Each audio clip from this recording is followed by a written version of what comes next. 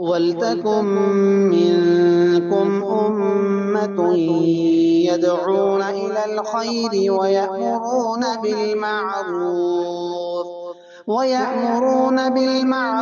وَيَنْهَوْنَ عَنِ الْمُنكَرِ وَأُولَئِكَ هُمُ الْمُفْلِحُونَ. نحمده ونستعينه ونستغفره ونعوذ بالله من شرور أنفسنا ومن سيئات أعمالنا من يهده الله فلا مضل له ومن يضلل فلا هادي له وأشهد أن لا إله إلا الله وحده لا شريك له وأشهد أن محمدًا عبده ورسوله. يا أيها الذين آمنوا اتقوا الله حق تقاته ولا تموتن إلا وأنتم مسلمون. يا أيها الناس اتقوا ربكم الذي خلقكم من نفس واحدة وخلق منها زوجها وبث منهما رجالا كثيرا ونساء واتقوا الله الذي تساءلون به والأرحام إن الله كان عليكم رقيبا. يا أيها الذين آمنوا اتقوا الله وقولوا قولا سديدا يصلح لكم أعمالكم ويغفر لكم ذنوبكم ومن يطع الله ورسوله فقد فاز فوزا عظيما. أما بعد فإن خير الحديث كتاب الله وخير الهدي هدي محمد صلى الله عليه وسلم وشر الأمور محدثاتها وكل محدثة بدعة وكل بدعة ضلالة وكل ضلالة في النار. أعوذ بالله من الشيطان الرجيم. شهر رمضان الذي أنزل فيه القرآن هدى للناس وبينات من الهدى والفرقان فمن شهد منكم الشهر فليصم. وقال النبي المصطفى صلى الله عليه وسلم: من لم يدع قول الزور والعمل به فليس لله حاجة في أن يدع طعامه وشرابه. وقال النبي المصطفى صلى الله عليه وسلم: حجبت النار بالشهوات وحجبت الجنة بالمكاره. رواہ الشیخان من حدیث ابی ہریرہ رضی اللہ عنہ. برادران اسلام، اللہ سبحانہ و تعالی نے اپنے بندوں کو اپنی خالص بندگی کے لیے پیدا فرمایا ہے. وما خلقت الجن والانس الا لیعبدون. میں نے جن و انس کو، اللہ کا ارشاد ہے، میں نے جن و انس کو صرف اپنی بندگی کے لیے، اپنی اطاعت کے لیے، اپنی حکم برداری کے لیے پیدا کیا ہے، یعنی توحید کے لیے پیدا کیا ہے.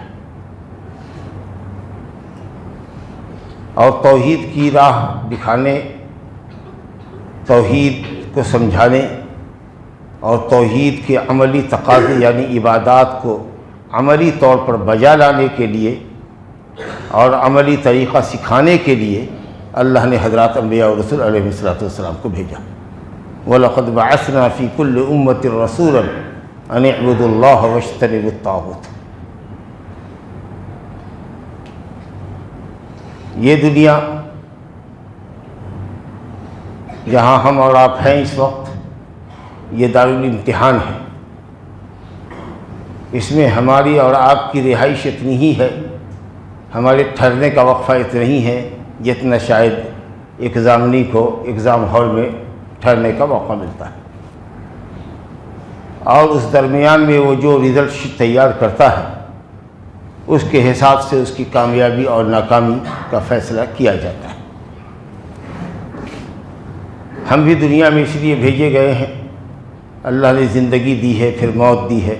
پہلے تو ہم عدم سے وجود میں آئے، ہمارا کوئی وجود نہیں تھا، اللہ نے وجود بخشا. پھر اس کے بعد موت دے گا، اور پھر موت کے بعد جو زندگی ہوگی وہ دائمی زندگی ہوگی.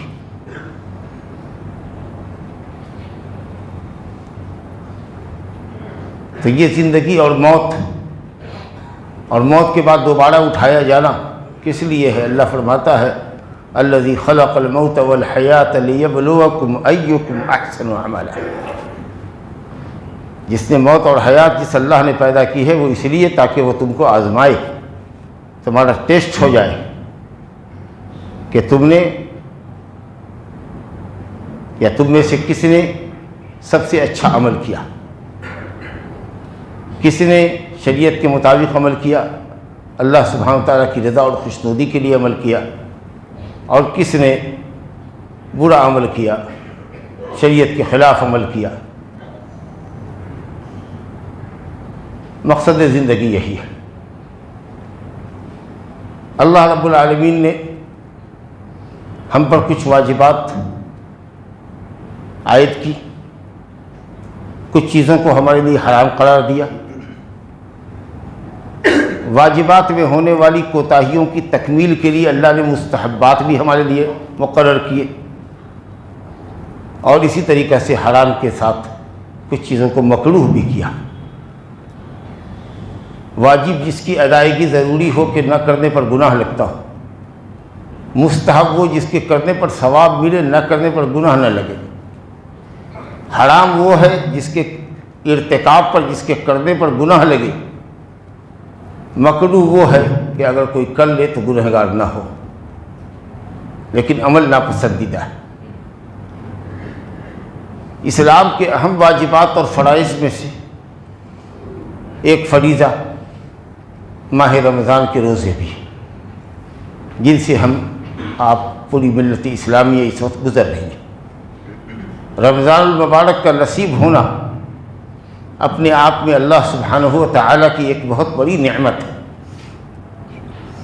ورنہ بہت سارے لوگ ہمارے اور آپ کے شاؤں میں، یا علی العموم آپ امیجنگ کر لیجئے کہ دنیا میں بہت سارے لوگ ہوں گے جنہوں نے شعبان کا آخری جمعہ پڑھا ہوگا، اور آج رمضان المبارک 1445 کا پہلا جمعہ ان کو نصیب نہیں ہوا، دنیا سے رخصتی ہو گئی ان کی۔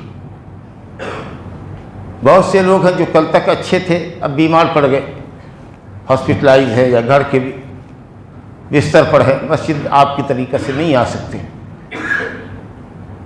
اللہ رب العالمین کا کرم ہے کہ اس نے ہمیں اور آپ کو رمضان نصیب کیا اور روزے رکھنے کی توفیق دی، جماعت سے ہم نماز بھی پڑھ رہے ہیں، ماشاءاللہ ہماری مسجدیں کھچا کھچ بڑھی ہوئی، مسجدوں کے دروس سے ہم فائدہ اٹھا رہے ہیں، تراویح کی نماز میں شامل ہوتے ہیں۔ یہ اللہ تعالیٰ کا بہت بڑا احسان ہے، الحمدللہ رب العالمین۔ اس نعمت پر، اس احسان پر اللہ تعالیٰ کا جتنا بھی شکر ادا کریں، جو اس رمضان سے فائدہ اٹھا رہے ہیں وہ کم ہے، اور ان کو رب العالمین سے دعا کرنی چاہیے۔ ہم دعا کرتے ہیں کہ اللہ تعالیٰ ایسے مواقع ہمیں اور آپ کو بار بار عطا فرمائے، ہماری اور آپ کی زندگی میں اللہ برکت عطا فرمائے، نیکی کے ساتھ، نیکی سے خالی زندگی نہ دے، زندگی میں اضافہ دے، برکت دے۔ عمر میں اگر اللہ تعالیٰ اضافہ کرے تو نیکی کے ساتھ اضافہ کرے، تاکہ اس طریقہ کے مواقع سے ہم فائدہ اٹھا سکیں۔ بزرگوں، دوستو، میں نے سورہ بقرہ کی ایک آیت کا ٹکڑا پڑھا ہے آپ کے سامنے۔ شہر رمضان الذی انزل فیہ القرآن ھدی للناس وبینات من الھدی والفرقان فمن شہد منکم الشہر فلیصم ومن کان منکم مریضا او علی سفر فعدۃ من ایام اخر الی آخر الآیہ۔ اس آیت کریمہ میں اللہ رب العالمین نے ماہ رمضان کی دو خصوصیت بیان کی۔ ایک خصوصیت تو یہ ہے کہ اللہ نے اس مہینے میں قرآن مجید نازل کیا، جو تمام آسمانی کتابوں کی محافظ ہے، تمام آسمانی کتابوں کی تعلیمات کا خلاصہ پیش کرتی ہے۔ مشہور 24 انبیاء کرام کی دعوت اور ان کی قوموں کا جو معاملہ ان کے ساتھ رہا اس کو پیش کرتی ہے، اور جامع ترین کتاب ہے جو قیامت تک دنیا انسانیت کی رہنمائی کرنے والی کتاب ہے۔ جامع ترین کتاب، اس سے بڑھ کے کوئی کتاب پہلے اتری نہیں۔ اس سے پہلے جو کتاب اتری تھی یا جو کتابیں اتری ہیں ان میں حضرت موسیٰ علیہ السلام کی توریت کو بڑی اہمیت حاصل تھی. توریت سے بڑھ کر کوئی کتاب نہیں تھی، لیکن قرآن مجید سب سے فائق اور سب سے اعلیٰ کتاب ہوئی. اسی قرآن مجید میں توریت کا اور قرآن مجید کا بطور خاص ذکر ہوتا ہے. اللہ رب العالمین نے قرآن مجید اسی مہینے میں اتارا. اتارنے کا دو مطلب ہے کہ قرآن مجید کا نزول اس مہینے سے شروع ہوا. اسی مہینے میں نبی کریم صلی اللہ علیہ وسلم پر وہ آیات اتری جن آیتوں کے ذریعے آپ نبی بنائے گئے. اور دوسرا مضمون یہ ہے کہ اللہ نے قرآن مجید کو لوح محفوظ سے نقل کر کے پہلے آسمان پر، جس کو نچلا آسمان کہتے ہیں، اس میں ایک بیت العزت ہے. حضرت عبداللہ بن عباس کی تفسیر کہہ رہے ہیں اس بیت العزت میں اللہ نے قرآن مجید کو اتار دیا لوح محفوظ سے، یہ ساتوں آسمان کے اوپر ہے. وہاں سے اتار کر کے نچلے آسمان پہ رکھا، اور حسب ضرورت اللہ سبحانہ وتعالیٰ کی ہدایت کے مطابق حضرت جبریل اللہ کا کلام لے کر کے اترتے رہے. اور یوں قرآن مجید 23 سالہ نبوت کی زندگی میں محمد صلی اللہ علیہ وسلم پر مکمل ہوا. تو یہ عمل رمضان میں ہوا، اور اسی وجہ سے حضرت جبریل امین علیہ الصلاۃ والسلام نبی کریم صلی اللہ علیہ وسلم کے پاس رمضان میں تشریف لاتے تھے، اور قرآن کا دور چلتا تھا، قرآن کا مدارسہ چلتا تھا، درس چلتا تھا. دونوں ایک دوسرے پر پیش کرتے تھے. اور جس سال آپ کا انتقال ہوا اس سال 2 دور ہوئے. سال بھر کے اندر جو آیتیں اترتی ان کا دور ہوتا. فَيُدَارِسُهُ الْقُرْآنُ. تو ایک تو یہ خصوصیت ہے اس مہینے کو کہ اللہ نے اس میں قرآن مجید اتارا، اور اتارنے کی وجہ بڑی مختصر انداز میں اللہ نے بتائی، ہدی للناس، لوگوں کی ہدایت کے لیے، بشریت کی ہدایت کے لیے ہم نے اس کو اتارا. کفر اور جہالت اور ظلم اور معصیت کے اندھیروں سے نکال کر ایمان اور ہدایت اور عمل صالح کی پر روشن اور پر منور راہ پر لگانے کے لیے ہم نے اس قرآن کو اتارا، رہنمائی کے لیے اتارا. وَبَيِّنَاتٍ مِّنَ الْهُدَىٰ، جس میں ہدایت کی واضح دلیلیں موجود ہیں. اور یہ کتاب حق اور باطل کے درمیان، حق اور ناحق کے درمیان، عدل اور ظلم کے درمیان، خیر اور شر کے درمیان فرق کرنے والی کتاب ہے. گویا دنیا میں ہدایت کی راہ دکھانے، لوگوں کو ان کے دین کے عقائد، احکام، اخلاق اور آداب سکھانے، اور باطل کی جگہ پر حق اور ہدایت کی راہ، عدل و انصاف کی راہ سجھانے کے لیے اللہ رب العالمین نے اس قرآن کو نازل کیا، جو رہتی دنیا تک دنیا انس و جن کی ہدایت کرتی رہے گی.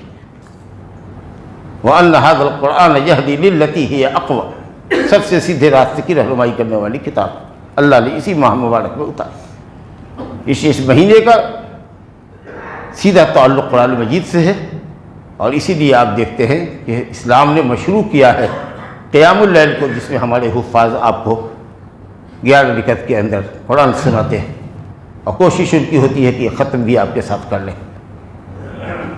اور ہم نے کہا ہر شخص ماشاءاللہ اپنی اپنی وسعت اور صلاحیت کے مطابق، اللہ کی توفیق کے مطابق مسجد میں، گھر میں، مرد، خواتین، بچے قرآن مجید کی تلاوت کرتے ہیں.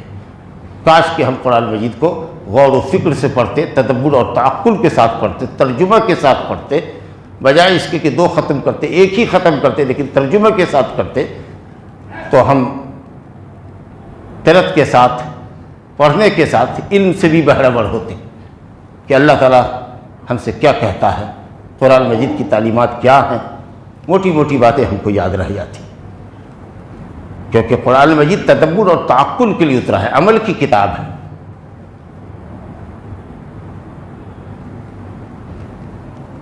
دوسری خصوصیت اس مہینے کی یہ ہے کہ اللہ کہتا ہے فمن شہد منکم الشہر فلیصم، جو اس مہینے کو پالے اور وہ صحت مند ہو، مقیم ہو، صحت مند ہو، مقیم ہو، مسافر نہ ہو، مقیم ہو اور صحت مند ہو یعنی بیمار نہ ہو، ایسی بیماری نہ ہو جو روزہ رکھنے کی راہ میں حائل ہوتی. اور ایسا سفر بھی نہ ہو جس میں روزہ رکھنے میں کوئی مشقت ہوتی ہے، تو اس کو چاہیے کہ فلیصم، اس مہینے کا روزہ رکھے۔ گویا کہ اللہ رب العالمین نے ایسے لوگوں کو جو مقیم ہیں، صحت مند ہیں، اس مہینے کا روزہ رکھنا ان کے لیے ضروری قرار دیا، ادا کرنا ہے روزے کو، اور یہ روزہ فرض ہے۔ یا ایھا الذین آمنوا کتب علیکم الصیام کما کتب علی الذین من قبلکم لعلکم تتقون، اے ایمان والو تم پر روزے فرض کیے گئے، ایام معدودات، چند دنوں کی گنتی کے چند دن ہیں، وہ یہی ماہ رمضان ہے۔ یہ روزے فرض ہے۔ اللہ تعالیٰ کے نبی صلی اللہ علیہ وسلم بھی لوگوں کو بشارت دیتے تھے، اے لوگو اتاکم رمضان شہر مبارک فرض اللہ علیکم صیامہ، اللہ تعالیٰ نے اس کے روزے فرض کیے، بشارت دیتے تھے رمضان کے آمد کی، اور کہتے تھے کہ شہر مبارک ہے، بابرکت مہینہ ہے، جس کے روزے کو اللہ نے فرض کیا ہے۔ حدیث ہے بنی الاسلام علی خمس، شہادت اللہ الہ الا اللہ محمد رسول اللہ، اسلام کی بنیاد 5 چیزوں پر ہے۔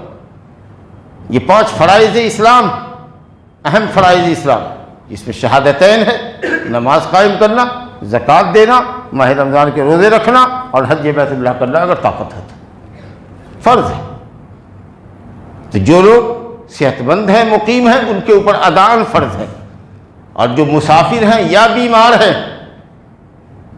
اور روزہ توڑ رہے ہیں، ان کے لیے قضاءً فرض ہے۔ رمضان کے بعد جب وہ صحت مند ہوں گے، سفر سے لوٹ کے آ جائیں گے، تو ان کے اوپر قضاءً فرض ہے۔ اور ایسا آدمی جو دائم المریض ہو، روزہ کبھی نہیں رکھ سکتا ہے، یا انتہائی بوڑھے مرد اور عورت ہو جن کے لیے روزہ انتہائی مشکل ہے، ان کے لیے نہ روزہ اداءً فرض ہے نہ قضاءً فرض ہے، ان کے اوپر فدیہ فرض ہے کہ ایک مسکین کو ایک روزے کے بدلے میں کھانا دے دیں۔ یہ ہے اللہ رب العالمین کا دین، یرید اللہ بکم الیسر ولا یرید بکم العسر۔ یقیناً یہ عبادت جس سے ہم اور آپ گزر رہے ہیں پرمشقت عبادت ہے، عبادتوں میں پرمشقت عبادت ہے۔ اللہ تعالیٰ ہماری اعانت اور مدد فرمائے تاکہ ہم پورے رمضان کے روزے رکھ سکیں۔ اور بھی بڑی خصوصیات ہیں اس مہینے میں۔ نبی صلی اللہ علیہ وسلم فرماتے تھے کہ لوگوں، یہی مہینہ ہے جس میں اللہ رب العالمین اپنے نیک بندوں کے لیے جنت کا دروازہ کھول دیتا ہے، کیونکہ اعمال صالحہ کی کثرت ہے، نماز بھی ہے، روزے تو ہے ہی ہے، نماز بھی ہے ہی ہے، وہ تو ہمیشہ کی عبادت ہے، صدقات و زکوٰۃ ہے، اور قرآن مجید کی تلاوت کا خاص اہتمام ہے، اور بر و احسان ہے، جود و سخا ہے، امر بالمعروف نہی عن المنکر ہے، دینی اور دعوتی مجلسیں ہیں، اور لوگ عمرہ کرنے جا رہے ہیں، ہر طریقہ سے ایک نیکی کا ایک ماحول ہے۔ تو نیکی کی کثرت کی وجہ سے اللہ رب العالمین اس مہینے میں جنت کے دروازے کھولتا ہے اور جہنم کے دروازوں کو بند کرتا ہے، اور نیک بندے زیادہ سے زیادہ نیکی کریں، اور سرکش شیاطین ان کی اور نیکی کی راہ میں ان کی نیکی کی راہ میں حارج نہ ہو، رکاوٹ نہ ڈالے۔ اللہ نے ان کو جکر دیا ہے۔ یہ خصوصیت کسی اور مہینے میں نہیں ملے گی، صرف اسی مہینے میں ملے گی۔ تو اس طریقہ کی بہت ساری خصوصیات سے اور ممیزات سے یہ مہینہ دوسرے مہینوں کے مقابلے میں ممتاز ہے۔ تو ہم کہہ سکتے ہیں کہ ایک طریقہ سے یہ مہینوں کا سردار، سید الشہور۔ تو جس مہینے کی اتنی بڑی عظمت ہو، اتنی بڑی شان ہو، ہم پر واجب ہے کہ ہم اس مہینے کی قدر کریں اور زیادہ سے زیادہ اس کے شب و روز سے فائدہ اٹھائیں، آخرت کا توشہ جمع کریں۔ یوں بھی ہم انسان ہیں، غفلت اور نسیان ہماری فطرت ہے، دنیا ہم پر یا ہمارے بیشتر پر سوار ہے، رمضان سے باہر ہم اتنا اہتمام نمازوں کا نہیں کر پاتے ہیں، خیر خیرات کا بھی ماحول بہت کم رہتا ہے، قرآن مجید بھی شاید ہی کوئی یومیہ وظیفہ کے طور پر پڑھتا ہو تو پڑھتا ہو، شاید انہی کوتاہیوں کو دیکھ کر کے اللہ نے کرم فرمایا کہ امت کو ایک مہینہ عطا فرما دیا امت کو عشرہ ذی الحجہ عطا فرما دیا، اس طریقے سے کچھ مواقع، موسم عبادت کے عطا کر دیے کہ تاکہ سال بھر کی جو کمیاں رہتی ہے اب بندے اس کو پورا کر لیں۔ اس سے بہت محنت کی ضرورت ہے۔ نبی صلی اللہ علیہ وسلم اس مہینے میں عبادت کا بڑا اہتمام کرتے تھے جو دوسرے مہینے میں نہیں کرتے تھے۔ مشاغل دنیا کو ترک کر دیتے تھے، بہت سارے کام کو چھوڑ دیتے تھے، رمضان کے بعد کے لیے اٹھا رکھتے تھے کہ یہ کام بعد میں کریں گے۔ کم سے کم دنیا میں مشغول ہونا چاہیے، دنیا کی مشغولیت کم کر دیجیے اس مہینے میں۔ آخرت کا بازار لگا ہوا ہے، خوب کمائیے نیکی۔ اس مہینے کی حیثیت اسی بات کی متقاضی ہے، لیکن اس کے ساتھ ساتھ بھی دنیا کا بھی بازار سجا ہوا ہے۔ انواع و اقسام کے فروٹ جو کبھی نظر نہیں آتے تھے وہ نظر آ رہے ہیں، لبھاؤنی چیزیں نظر آ رہی ہیں۔ بازار میں مردوں سے زیادہ عورتیں پٹی ہوئی ہیں، اور یہ سب برقع پوش عورتیں، تو ظاہر ہے کہ میرا اندازہ ہوگا، صحیح ہوگا کہ سب مسلم عورتیں۔ اب یہ عشاء کے وقت میں گھوم رہی ہوتی ہیں، مغرب کے وقت میں گھوم رہی ہوتی ہیں، نماز پڑھتی ہیں کہ نہیں پڑھتی ہیں، یا صرف روزہ رکھتی ہیں، بھوکے پیاسے رہتی ہیں، تو اس روزے کا کیا فائدہ جس میں نماز نہ ہو؟ علماء نے تو کہا کہ تاریک صلاۃ جان بوجھ کے نماز چھوڑنے والا کافر ہے، تو کافر کی نہ عبادت کوئی قبول ہے، نہ روزہ قبول ہے، نہ صدقہ قبول ہے، نہ حج قبول ہے۔ پہلے آدمی نمازی بنے، اس کے بعد روزے دار بنے۔ اور یہ سب ہمارے آپ کے گھر ہی کی تو عورتیں ہیں، اور آپ ان عورتوں کے متعلق قیامت میں پوچھے جائیے گا۔ الرجل راع علی اہل بیتہ وہو مسئول عن رعیتہ، مرد اپنے گھر کا ذمہ دار ہے اور اپنی بیوی بچوں کے متعلق اس سے سوال کیا جائے گا۔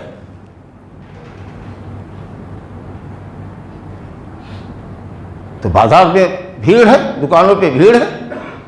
کچھ لوگ ہیں جو مسجدوں میں کم آتے ہیں، بازار میں لگے ہوئے ہیں۔ اگر مسجد میں آ بھی گئے خیر سے تو جلدی جلدی نماز پڑھنے کی کوشش کرتے، بالکل گھڑی دیکھ کے چلتے کہ نماز 1 رکعت 2 رکعت شروع ہو چکی ہو تو آئے۔ بہت کم بندے ہیں جو نماز سے پہلے آتے ہیں۔ خوش نصیب ہے وہ لوگ جو تکبیر اولیٰ پاتے ہیں، پہلے آتے ہیں تاکہ سنت قبلیہ پڑھ لیں، نماز سے پہلے کی سنت پڑھ لیں، نوافل پڑھ لیں۔ کچھ نہیں ہے تو 2 رکعت تحیۃ المسجد پڑھ کے بیٹھ جائے، ذکر و اذکار میں لگ جائے۔ اکثر لوگ ہیں جو گھڑی دیکھ کے آتے ہیں اور گھڑی دیکھ کے نکلتے ہیں۔ 10 منٹ کا درس ہے، اگر 2 منٹ زیادہ ہو گیا، 12 منٹ ہو گیا، تو 10 منٹ کے بعد 9 منٹ کے بعد اٹھنا شروع کر دیتے ہیں۔ طبیعت نہیں رہتی ہے مسجد میں، کیونکہ دماغ تو لگا ہوا ہے بازار میں۔ اور کچھ لوگ ایسے ہوتے ہیں، اللہ ان کو ہدایت دے، کہ وہ اس مہینے کو نیکی کا مہینہ نہ سمجھ کر کے بھیک منگی کا مہینہ سمجھتے ہیں۔ کہاں کہاں سے لوگ دور دراز دیہاتوں سے شہروں کا رخ کرتے ہیں، اور مسجد کے دروازوں پر اور چوراہوں پر اور سڑکوں کے اوپر دیکھیے تو بھیک منگوں کی ایک لمبی لائن لگی ہوتی ہے۔ وہ سمجھتے ہیں کہ صاحب یہ بھیک مانگنے کا مہینہ ہے، خوب زیادہ سے زیادہ پیسے جمع کر لو۔ اس میں کچھ ایسے بھی لوگ ہیں، اللہ معاف کرے، جو ہیں صحت مند لیکن بتکلف بیمار بنے ہوئے ہیں، کمر جھکائے ہوئے ہیں، کمبل اوڑھے ہوئے ہیں، آواز کو اتنی پست کر کے بولتے ہیں جیسے واقعی وہ بیمار ہو۔ اللہ تعالیٰ نے نعمت صحت دی ہے، ہو سکتا ہے کہ وہ گھر سے کھاتا پیتا ہو، خوشحال آدمی بھی ہو، لیکن پیسہ کمانے کے لیے، چندہ لینے کے لیے بیمار اور بوڑھے کی شکل اور کمزور کی شکل اختیار کرتا ہے۔ بلا ضرورت مانگیے گا، دینے والے تو دے دیں گے آپ کو محتاج سمجھ کر کے، ان کو تو ثواب مل جائے گا، لیکن تمہارے چہرے پر قیامت کا دن گوشت نہیں ہوگا۔ مانگنا ضرورت کے لیے، محتاج ہو تو مانگو، لیکن مالدار ہونے کے لیے مانگ رہے ہو، قیامت کے دن چہرے پر گوشت نہیں ہوگا۔ نعوذ باللہ من ذالک۔ یہاں وہ سورہ، پھر دوسری مسجد میں دوسری نماز میں، تیسری نماز میں تیسری مسجد، اس طریقے سے دن بھر بھاگتے دوڑتے رہتے ہیں۔ روزے سے بھی ہیں کہ نہیں، نماز بھی جماعت سے پڑھتے ہیں کہ نہیں پڑھتے ہیں، اللہ ہی جانے۔ بہت کم لوگ ہیں جو الحمدللہ مہینے کا احترام کرتے ہیں۔ اللہ تعالی ہمیں اور آپ کو انہی لوگوں میں، کم لوگوں میں بنائے جو مہینے کا احترام کرتے ہیں۔ میرے بزرگوں اور دوستوں، روزہ تمام عبادتوں میں اس اعتبار سے بڑی ممتاز عبادت ہے کہ اس کی کوئی ظاہری شکل نہیں ہے۔ نماز کی ایک ظاہری شکل ہے، زکوٰۃ کی ایک ظاہری شکل ہے کہ لین دین ہے اس میں، حج کی بھی ایک ظاہری شکل ہے، لیکن روزہ ایسا ہے جس کی کوئی ظاہری شکل نہیں ہے۔ کوئی آدمی گھر میں کھا پی لے، منہ پوچھ کر کے باہر آئے رمضان کے مہینے میں، تو کوئی اس سے پوچھے گا نہیں کہ میاں تم روزے سے ہو کہ نہیں، سب سمجھے گا کہ روزے دار ہے، حالانکہ وہ کھا پی چکا ہے۔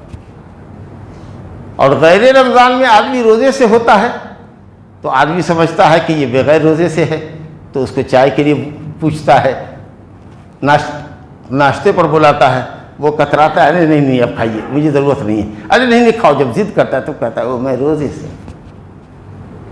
نہیں پہچان سکتے ہو آپ کی یہ روزے سے، اس کا کوئی ظاہری اس کا مظہر نہیں ہے، اس کی کوئی ظاہری شکل نہیں ہے نا۔ یہ بالکل ممکن کہ آدمی گھر میں بند ہو، گھر کی کیوال اندر سے لگا دے، ایک گلاس پانی پی لے، کھانے پینے کی اشیاء ہے، اس میں کھجور وغیرہ ہر گھر میں رہتا ہے، کچھ کھا پی لے، لیکن نہیں کھاتا ہے، واللہ نہیں کھاتا ہے، کیونکہ اس کو یقین ہے، اس کا ایمان ہے کہ ہمارا ایک رب ہے جو ہم کو دیکھ رہا ہے،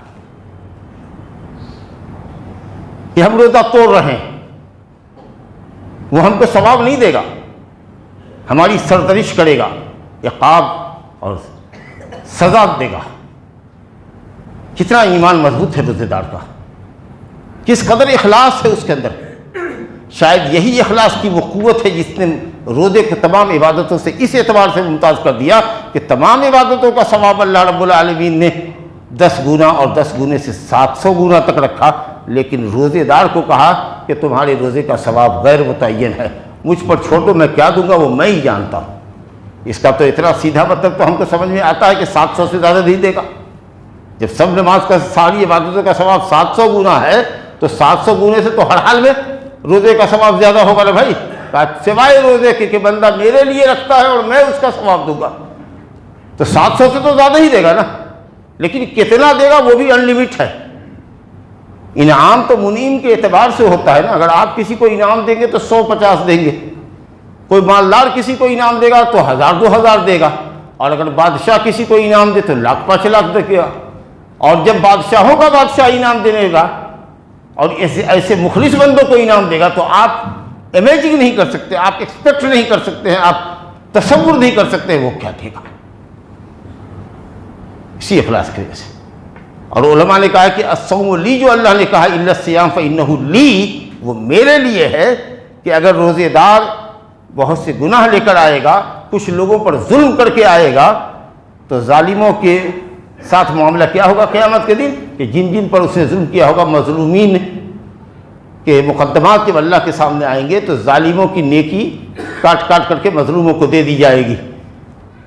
محدث کبیر سفیان بن عیینہ رضی اللہ عنہ رحمۃ اللہ علیہ کہتے ہیں کہ جب صرف روزہ باقی رہ جائے گا مسلمان کا تو اللہ کہے گا مظلوموں کو کہ ٹھیک ہے، تمہارے ظلم کو، تمہارے اوپر جو اس نے ظلم کیا ہے اس مظلومیت کو میں اپنے اوپر لے لیتا ہوں، میں تم کو ثواب دے دیتا ہوں، تمہارے گناہ بخش دیتا ہوں، جا تو جنت میں چلا جا، لیکن میں اپنے اس بندے کے روزے کو نہیں دے سکتا۔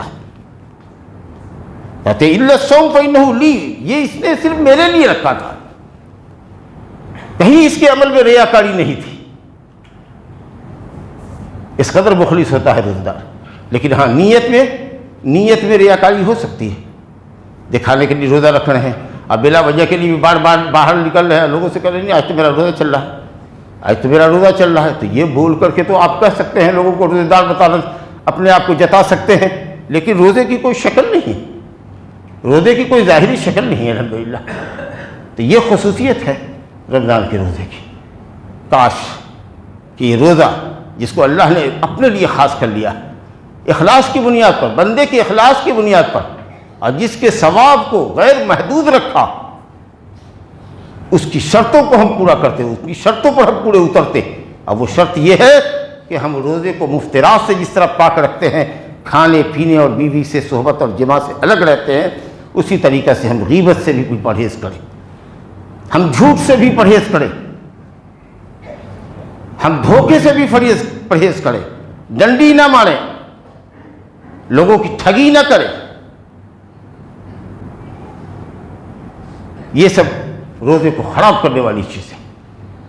حدیث نبی صلی اللہ علیہ وسلم نے فرمایا کہ جس نے جھوٹ نہیں چھوڑا، جھوٹا کام نہیں چھوڑا، جس نے بےہودگی کی باتیں نہیں چھوڑی، جس نے شور شرابہ نہیں چھوڑا، اس کا روزہ محض بھوک اور پیاس کے سوا کچھ نہیں۔ رب صائم لیس من صیامہ الا الجوع ورب قائم لیس من قیامہ الا السحر، اور کما قال صلی اللہ علیہ وسلم، بہت سے روزے دار ایسے ہیں جن کے نصیب میں صرف بھوک پیاس ہے، اب بہت سے رات میں جگنے والے ہیں کہ صرف رت جگہ ہے، ثواب نہیں۔ تو وہ تمام بد اخلاقی کی چیزیں، تمام ممنوعات، تمام معصیتیں، ان سے آپ روزے کو بچائیے، تب روزہ آپ کا اس معیار کا ہوگا کہ آپ کے بوجھ کو اللہ اپنے اوپر لے لے گا۔ تو ہم صرف کھاتے پیتے، کھانے پینے سے تو رکتے ہیں، لیکن ہمارے کان غلط چیزوں کو سننے کے عادی ہیں، ہماری آنکھیں غلط چیزوں کو، بڑھانا تصویروں کو دیکھنے کی عادی ہو گئی، ٹائم پاس کرنے کے لیے موبائل میں ہیں، لگے ہوئے ہیں، ٹی وی پر لگے ہوئے ہیں، جی فیس بک پر لگے ہوئے ہیں، نعوذ باللہ من ذالک۔ آنکھیں غلط دیکھ رہی ہیں، کان غلط سن رہے ہیں، زبان سے غلط بول رہے ہیں، اللہ اکبر۔ حضرت معاذ بن جبل رضی اللہ عنہ نبی صلی اللہ علیہ وسلم نے کہا کہ معاذ کف علیک لسانک، اور زبان پکڑ کے باہر نکال کے پکڑ کے دکھایا کہ اس کو روکے رکھو۔ کہا یا رسول اللہ کیا ہم زبان سے نکلی ہوئی باتوں پر بھی ہمارا مواخذہ ہوگا؟ کہا سکرت کا امک یا معاذ، جیسے سیدھے سادے ہو تم، تیری ماں تجھ کو کھوئے، سادگی بتانے کے لیے کہہ رہے ہیں۔ وَهَلْ يَكُبُّ النَّاسَ عَلَىٰ وُجُوهِهِمْ أَوْ قَالَ عَلَىٰ مَنَاخِرِهِمْ إِلَّا حَصَائِدُ أَلْسِنَتِهِمْ، آدمی اپنے چہرے کے بل یا ناک کے نرخڑے کے بل گھسیٹ کر جہنم میں رسید کیا جائے گا صرف زبان کے غلط استعمال سے۔ اور آپ روزے سے ہیں، جو چیزیں حرام ہیں رمضان کے باہر بھی وہ آپ دھڑلے سے کر رہے ہیں۔ کھانا پینا تو صرف رمضان میں حرام ہے، کھانا پینا چھوڑنا تو صرف رمضان کے دنوں میں حرام ہے، باقی یہ جو گناہ ہے، معصیت کے کام ہیں، یہ تو سالوں بھر حرام ہے۔ تو آپ حلال چیز سے رکے ہوئے ہیں، اور جو سالوں بھر حرام ہے، پوری زندگی حرام ہے، اس کو آپ کر رہے ہیں۔ تو سلف صالحین کہتے تھے کہ بھوکا پیاسا رہنا اگر یہ ہے روزہ، تب تو یہ تو بہت آسان ہے۔ روزہ تو تب ہے کہ آپ کے ساتھ آپ کا آنکھ کا بھی روزہ ہو، آپ کے کان کا بھی روزہ ہو، آپ کی زبان کا بھی روزہ ہو، آپ کے پیٹ کا بھی روزہ ہو، کہ اس میں حرام کا لقمہ نہ جائے، ٹھگی کا لقمہ نہ جائے، رشوت کے پیسے نہ جائیں، سود کے پیسے نہ جائیں۔ جب بولو تو صحیح بات کرو۔ المسلم من سلم المسلمون من لسانہ ویدیہ، اپنی ہاتھ سے، اپنی زبان سے کسی کو تکلیف نہ پہنچاؤ، کہ اچھے سچے مسلمان کی یہ پہچان چے جائے کہ تم رمضان ہو۔ رمضان کے روزے دار کی حیثیت تو خوشبو بیچنے والے کی طریقہ سے ہے کہ جب وہ عطردان کھولے تو جیسے عطر کی خوشبو پھیلتی ہے اور لوگ واہ اور آہ کرتے ہیں ماشاءاللہ کیا خوشبو ہے، تو روزے دار اگر گزر جائے جس ماحول سے، اور روزے دار جس ماحول میں رہتا ہو، وہاں کے لوگ اس کی بھینی بھینی خوشبو سے معطر ہوتے ہیں کہ کیا اچھے اخلاق ہیں اس کے۔ چنانچہ حدیث میں کہا گیا کہ اگر کوئی گالی بھی دے، جھگڑے بھی تم سے، تو اس کو جواب نہ دو، کہو کہ میں روزے دار ہوں۔ اپنے آپ کو کہو یا اس کو سمجھانے کے لیے کہو کہ کیوں ایک روزے دار سے لڑ رہے ہو، میں تمہارے سوال کا جواب نہیں دوں گا۔ غیر ضروری باتوں میں بحث تکرار میں لگے ہوئے ہیں روزے کی حالت۔ تو اپنے روزوں کو بچائیے۔ میں نے ایک حدیث پڑھی تھی، بڑی خوبصورت حدیث، نبی صلی اللہ علیہ وسلم نے فرمایا حجبت النار بالشہوات، جہنم پر پردہ چڑھا دیا گیا ہے شہوتوں کا، اور جنت پر پردہ ڈال دیا گیا ہے تکلیف دہ اعمال کا۔ کیا مطلب؟ تمہارے اور تمہاری جہنم کے درمیان میں اللہ نے شہوات رکھا ہے، خواہشات نفس۔ انسان کا نفس چاہتا ہے بدکاری کرنا، زناکاری کرنا، نعوذ باللہ۔ نفس چاہتا ہے شراب پینا، نفس چاہتا ہے ٹھگی کر کے مال کمانا، نفس چاہتا ہے نماز باجماعت کو ترک کرنا، گھر میں پڑھ لیں گے آرام سے، 2 وقت یہ اکٹھے کر لیں گے۔ نفس کہتا ہے ماں باپ کی خدمت نہ کرو، بھاگو، یہ بوڑھا پریشان کر رہا ہے، دماغ چاٹ رہا ہے۔ نفس یہ کہتا ہے۔ اگر نفس کی بات مانو گے تو جہنم میں جانے سے کوئی چیز نہ روکے گی۔ اسی لیے اگر جہنم سے بچنا چاہتے ہو تو نفس کی شرارتوں سے بچو، اور جنت کو اللہ نے پردہ اڑھایا ہے ان عملوں سے جن کی وجہ آوری مشکل ہے۔ یہ روزہ رکھنا کتنا مشکل عمل ہے، رات میں 2 گھنٹہ تہجد اور تراویح میں کھڑا ہونا کتنا مشکل ہے، بھوک پیاس کی شدت برداشت کرنا کتنا مشکل ہے، نماز پنجگانہ زندگی بھر سالوں بھر باجماعت سے پڑھنا اللہ یہ کہ عذر ہو کتنا مشکل ہے، صدقہ خیرات کرنا، ماں باپ کی خدمت کرنا، صلہ رحمی کرنا، حلال خوری کرنا، حرام سے بچنا، یہ سب کام مشکل ہے۔ جو نفس پر شاق ہیں ان عملوں کو اختیار کرو گے تو جنت ملے گی، اور طبیعت کو اگر بے لگام چھوڑ دو، نفس کو بے لگام چھوڑ دو اور شہوات کے پیچھے دوڑ جاؤ تو پھر جنت سے جانے سے کوئی چیز نہیں روکے گی۔ یہ جہنم میں جانے سے کوئی چیز نہیں روکے گی۔ تو اس لیے نفسانی خواہشات جو حرام ہیں ان پر لگام لگائیے، اور عبادت اگرچہ پر مشقت ہے لیکن آپ اس کو بجا لائیے، کیونکہ اس کی قیمت اللہ تعالیٰ جنت کی شکل میں دے گا، اور جنت اللہ تعالیٰ کی سب سے بڑی نعمت ہے۔ تو غالی نعمت، مہنگی چیز، ڈائمنڈ کیوں خریدنا ہوگا؟ تو ظاہر ہے کہ پتھر کے دام میں تو ڈائمنڈ نہیں ملتا ہے، ڈائمنڈ کی قیمت کے لیے تو ڈائمنڈ کی قیمت مہیا کرنی پڑے گی نا۔ تو جنت ایک مثال دے رہے ہیں، جنت کی کیا مثال دی جا سکتی ہے؟ تو جنت کو لینے کے لیے، جنت کو خریدنے کے لیے تو آپ کو وہ اعمال کرنے پڑیں گے جن کی بجا آوری آپ کے نفس پر مشقت والی ہے، بھاری ہے، لیکن آپ کو یہ کرنا ہے، اپنے نفس کے خلاف جانا ہے۔ اللہ رب العالمین سے دعا ہے کہ وہ ہم سب کی خیر پر مدد کرے، اور شر سے اللہ تعالی ہم کو رمضان میں بھی اور رمضان کے باہر بھی دوسرے دنوں میں بھی محفوظ رکھے۔ انہ تعالی ولی التوفیق، وصلی اللہ وسلم وبارک علی نبینا محمد وآلہ وصحبہ اجمعین۔ اقول قولی ھذا واستغفر اللہ لی ولکم ولسائر المسلمین من کل ذنب فاستغفروہ انہ ھو الغفور الرحیم۔